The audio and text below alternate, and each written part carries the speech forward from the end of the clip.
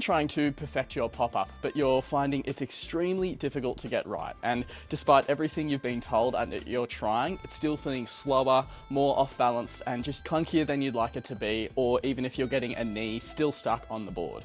Well, there's a good chance that this video could cover one or more of the key problems you're having and how to fix it. After years of coaching, these are the key problems that I see occurring for people's pop-up. And if we can work to address and target these three key areas, then we open up a new world for our surfing, where we can pop up faster, position better, which just opens up a door for true progression in our surfing. Today, we'll run through these three key errors and how to fix them, as well as a drill and a bonus tip at the end of the video to make sure that you can implement this today. So stay tuned for that. And if you are new here, my name's Considine, and I'm a professional longboarder, a surf coach, and a physical therapist, or a physio, depending on where you're from. And I created a platform called longboardsessions.com to help surfers experience the best in their surfing. And today, I'm here to help you guys find the best in your surfing, no matter what stage you're at. If you do find this video valuable, then please feel free to subscribe and share it with anyone who also might find it valuable. And if you do get a bit out of this video, feel free to check out longboardsessions.com, where we have a really comprehensive pop-up and takeoff series that goes through everything,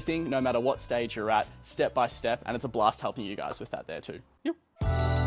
Okay, so let's go into 3 ways to fix your pop-up. Firstly, we start with who this video can be valuable for. Starting out, it can be very, very valuable for the beginner surfer who either is just getting into it or still finds themselves at that beginner stage, maybe struggling with things like popping up in the white water, still catching a knee to the board, and just really, really struggling to find their balance during the pop-up stage, which of course then affects their ability to get balanced once they're standing, or even just finding their feet in general. Now, the next thing I would say is it's people who are actually advancing through the intermediate, even sometimes through to the advanced stage of their surfing, and they've actually managed to find some corrections for their pop-up, where they may still be using a knee, where they may actually still be using maybe a less than perfect pop-up. I've seen surfers who can cross-step, nose ride, do all of these things, but they still haven't perfected the pop-up because they found these other ways to almost bypass this. But they could still definitely improve their pop-up, which would improve the speed that they can get to their feet,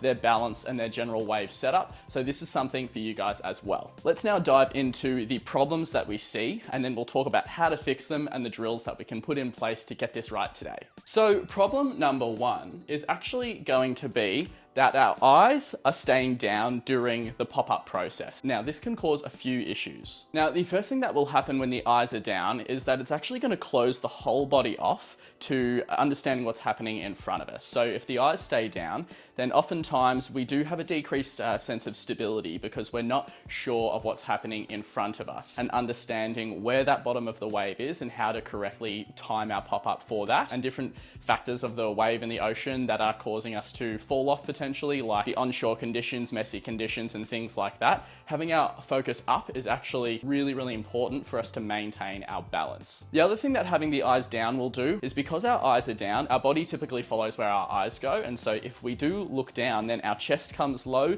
the hips come low, and it closes our body off, which means that in order to get the lower body through, which is something we'll speak about soon, it is actually a bit of a forceful movement that we need to do really quickly instead of having the eyes up. Now, if we do manage to keep the eyes up, our body is going to follow the eyes, and the chest and the hips will all elevate, and this will actually create some more space. Let's get into problem 2. Now, problem 2 is actually going to be around the front foot position.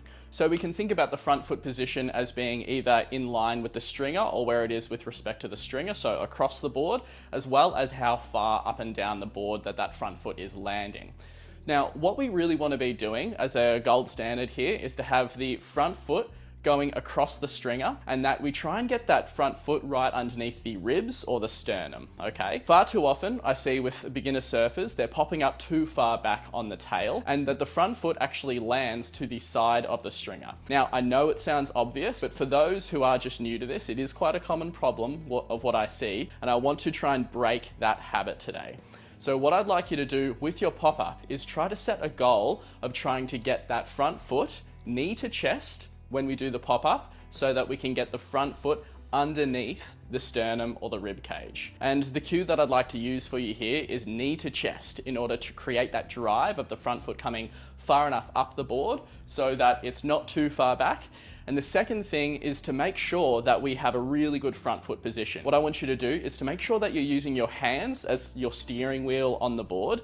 And if you need to make a little correction of your front foot after the pop-up, rather than standing up and then correcting it, we want to, in that crouched position, keep the hands on the board or put the hands back down on the board if they have come off, readjust the front foot position so it's nice and stable, get your balance, and then we can come up from there. Okay, so that leads us into problem number 3, and this is probably the biggest one that I see affecting and influencing people's pop-up negatively. And this is not creating enough space underneath the body to allow the feet and the knees to move and pass through. Now, by not creating space, what essentially we're doing is we're leaving the hips really, really low as we're trying to get the knees and the feet underneath us.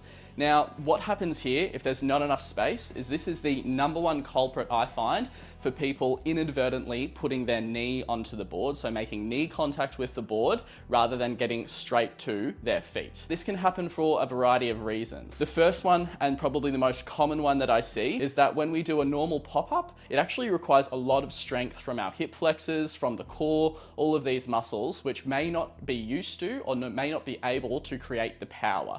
So the first thing that we can do is start to think about how can we implement a little bit of a strengthening and power program for the hip flexors. If you do have any questions on that, just let me know. As a physiotherapist, that's kind of what I do. And so we want to learn the movement and the movement pattern really well with a fast pop-up that creates enough strength, enough power, and therefore enough space as we pop up so that the glutes or the hips move upward, which is due to the hip flexor action, and then we can move the body through. Of course, if these muscles aren't strong enough, then what typically happens is we can't get that clearance of the hips in that upward direction enough. And again, the knee catches, it's very, very difficult to get the front foot through especially. Apart from the strength element, the second thing that we can see here is just making sure that the hips try to elevate as much as possible when we do the pop-up. Now, there's a couple of things we can do here, but really we're just being attentive to the fact that when we do the pop-up, do we have our hips moving up before we see the knee movement coming through? If the hips are staying low whilst the feet is trying to go through, and this is particularly prominent for a back foot, front foot pop-up, what we often do is we'll try and move one leg, but the other hip will actually stay on the board, and it just creates no space for that movement of the foot to come through. So that brings us to the drill and the bonus tip that we'll go through now.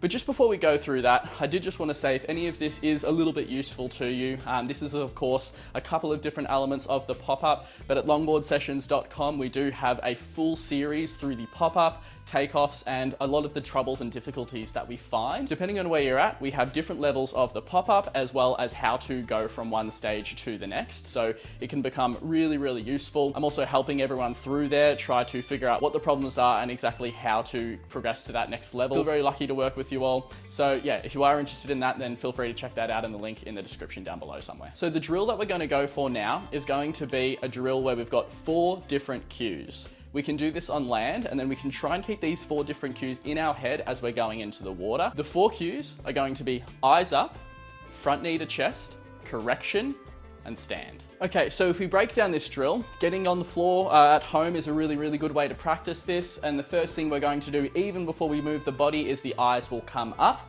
Again, this is going to have a really, really good flow-on effect for how the body moves, as well as when we're on the wave, how we're able to keep attention to what's happening in front of us, the steepness of the wave, and other things that are going on. We're then going to cue for front knee to chest. Now, this is really good cue because it actually helps to make sure that the front foot comes far enough forwards. Oftentimes, we're not thinking around where that front foot is landing, but by having this front knee to chest cue, it actually helps to make us think about how much we really need to force and bring that front foot underneath the body, which again, our goal is to get right underneath the sternum or the rib cage and in the middle of the board. We then want to make sure we leave a time for correction. Now the correction phase is where we're going to have our hands either reattached to or keeping them on the board. And this is where we're going to have a look and analyze, is the front foot in the middle of the board and far enough forwards? If not, we're going to make that correction there and then, whilst we've got the hands, which are kind of like our balance system or our steering wheel. So we're going to correct the front foot whilst the hands are connected. And once we're in a good position there, we feel nice and balanced, we can steadily stand. We don't want to hop up and then make the correction for our front foot, again, because then it's like we're standing up on a really wobbly, uneven surface, and it's very, very difficult. Now the last little, I'll do this in red because we're trying to be fun here.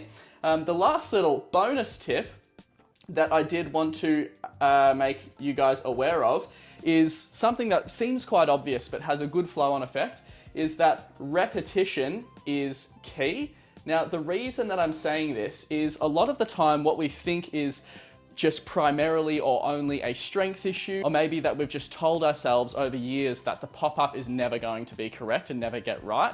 A lot of the time it's getting the right systems in place and practicing the right things for a long time. And then we may find that after a while of repeating the activity correctly, that we get the muscle memory for it and we actually understand how to move our muscles in the right way. This decreases hesitation and really increases our success rate, where previously we've thought that it's just not going to happen for us and that it's not possible. So I hope that all of that's been really, really useful. Again, for a deep dive into this plus more, then please feel free to check out longboardsessions.com. Having a bunch of fun with you over there. And if you did find this video valuable as well, then feel free to click somewhere here where you can learn how to improve your backhand pop-up on bigger boards. We'll catch you on the next one.